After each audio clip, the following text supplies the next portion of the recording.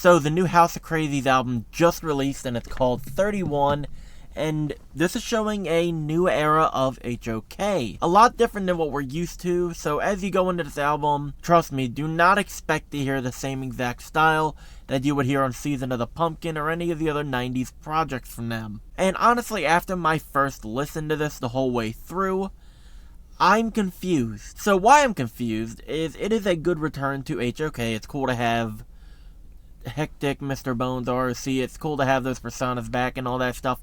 But I'm mixed on how to feel about this, because I know it's not supposed to be like the other prior albums, but it feels like it's too much of a deviation from the original. So like, does that really work? So we'll go over it in the track by track and I'll talk about it.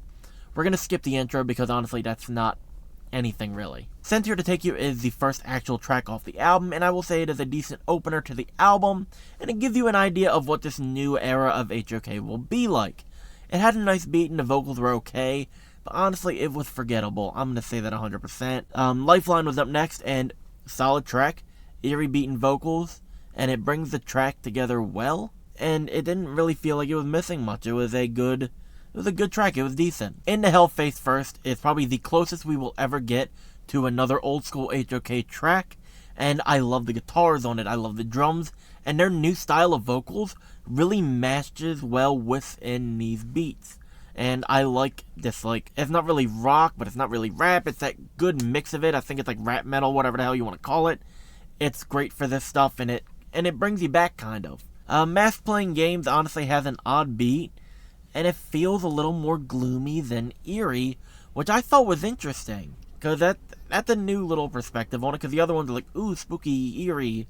This one's more gloomy, but it's such a short song that it's really over by the time you start getting hooked into it. That was my problem. I'm like, wait, it's over already? Make It Dark is one that definitely threw me off, because a decent song, I'm not going to say it's not, with a well-structured beat and production, but it does not feel like an HOK track. I don't know what's going on, it just does not mesh well. Killing Machine is next, and it is another one that at least sounds like an HOK track, I will say that.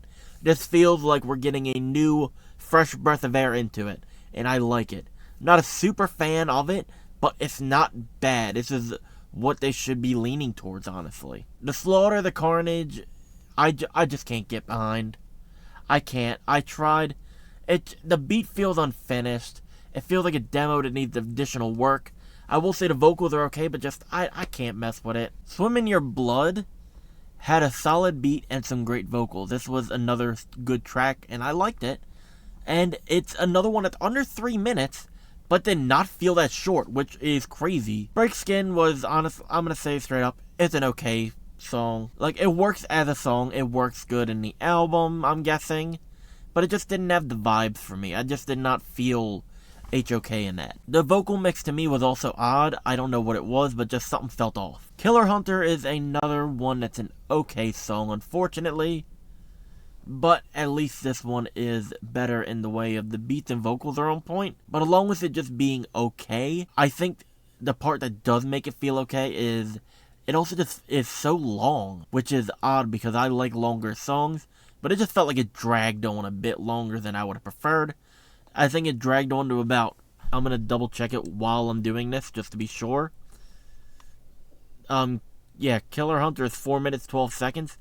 It could have easily been like a 3-minute song, and maybe 3.5 and been perfect. The Basement is such a great track on this album, and honestly, I would say it's one of the top 3. Love the beat and the vocals. It all works so well. Everything is mixed great on this one, and has a very eerie vibe, while also bringing the energy that a lot of the other ones on this album were lacking, honestly. Now we get to the last track, which was a letdown in a way. I will say that 100% first. It is called Thorn, the last track on the album. While it is a good track overall, like, the overall structure is good, it mixes well, the beat's okay, this is not an HOK song at all. It's like, it's such a letdown compared to, like, stuff that it could have been. It just does not feel there. Now to look at the cover of it, and honestly, I don't like the cover.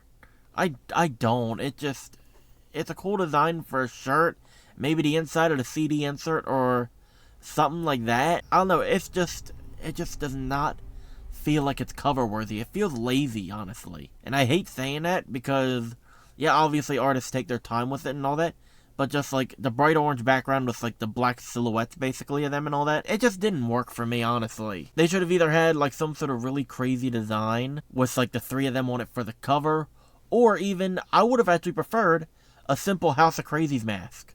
Kind of like they did with the vinyl releases, but none of the crazy detail border. Just like that same kind of style, but like orange mask on a black cover. I feel like that would have delivered the message of it 10 times better than the orange cover with the black silhouettes. It just don't work with me. Now for the ear appeal, I'm going to have to unfortunately give it a 5 out of 10. And that sucks because I was really excited for the return of House of Krazees. I was hoping to give it like a 7 or an 8. But unfortunately, I don't really see myself playing it more than another few times, like the whole way through, before picking a couple select tracks that I can enjoy more. I understand their theme is like Halloween and all that stuff, but releasing it so late into October honestly killed the momentum for the album, I think. You release it October 29th, you have the 29th, 30th, 31st, and then November 1st, and as soon as November 1st hits, it's Christmas song time. Whether you like it or not, as soon as November hits, that's when Christmas songs start blowing up.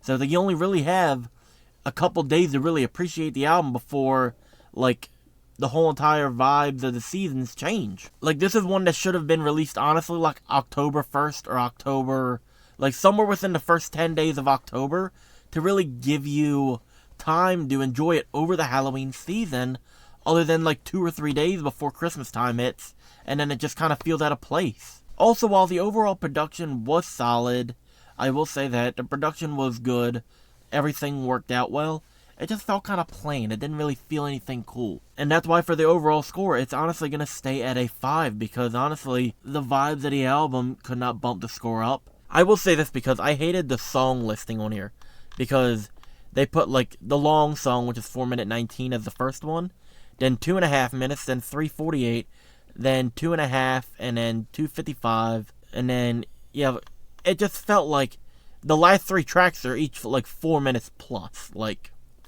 that's kind of crazy. Everything should have been spread out easier, because it just felt like you just kind of blasted through a couple songs, and then you were stuck for a couple songs, and then you kind of blast through a couple more, and then you're stuck for 3 more. It just messed up how the feeling of it. Mix them in there. Do like a 4 and then a 2 and then a 3 and then a 4 and then a 3 and then a 2 or something like that. Mix it up so that way it's not just a couple rapid fire and then a slug for a couple of them. I just felt like that, the overall vibes for the album not really being there, and the cover, it could not bump anything up. It's gonna stick at a 5. Now, will I still get this album? Honestly, yes, I will still probably get the CD, maybe the cassette now. I don't know about the cassette, but at least the CD, just because I am a collector. And I do like a couple of the tracks on here, so yeah, that's how that'll be. But overall, I'm disappointed, because I was hoping for, like, not really old school. I know we're not going to get old school HOK back. We're never going to get that back. But I was hoping to have that energy at least. That kind of energy, stuff like In the Hell Face First and The Basement had. I felt like those really brought out the best in this album, while the others, it was mostly like a filler album, and it honestly felt like the concept was not there. There was no concept or overall plan for an album, and it more felt like just a compilation of songs for HOK that did not make it on the songs of Sam Hain, because this feels like a lot of the songs that are on songs of Sam Hain. And honestly, the stuff that is on the SOS albums would work better for an HOK album. So it would have been better to flip it. But just overall, not a fan of it, honestly. It just didn't work. It let me down. Thank you all so much for watching. Let me know your thoughts down in the comments. What are your thoughts about this album? What you liked, didn't like, your favorite track, your least favorite track, what your overall thoughts are on HOK returning, and if you have any other albums that I should look at. And I want to kind of move away from the underground stuff and kind of go into stuff that I don't really know. Because honestly, I was excited for this, let down. I just kind of want to explore more music options, basically. And if you liked the video, let me know down below. Like, comment, subscribe, share, do whatever. See you in the next one.